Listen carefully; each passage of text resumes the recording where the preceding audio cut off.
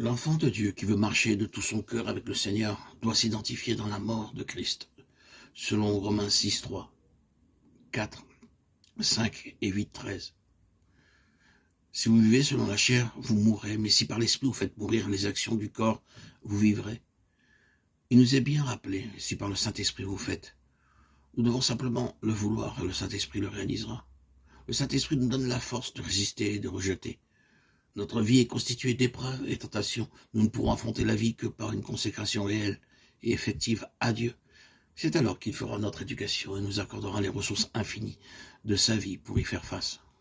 C'est uniquement par la vie de Dieu que vous pourrez faire face à toutes vos épreuves et non pas avec votre vie naturelle. Nous pouvons constater autour de nous combien d'enfants de Dieu vivent une vie de défaite.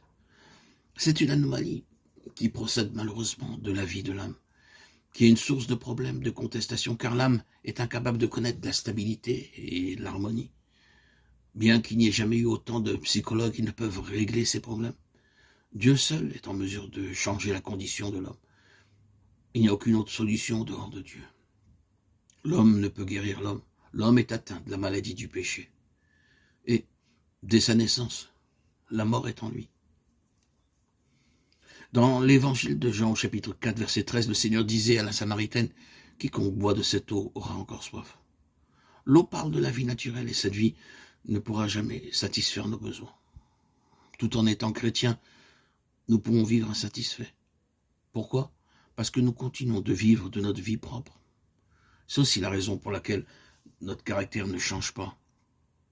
Pour qu'un changement intervienne, nous devons cesser de puiser la source de notre âme. Ce n'est que par la vie de Dieu que nous pouvons devenir une personne gentille, aimable, affectueuse.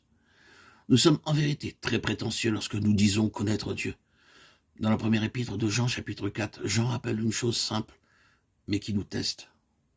Bien-aimés, aimons-nous les uns les autres. L'amour est de Dieu, il a son origine dans la nature même de Dieu.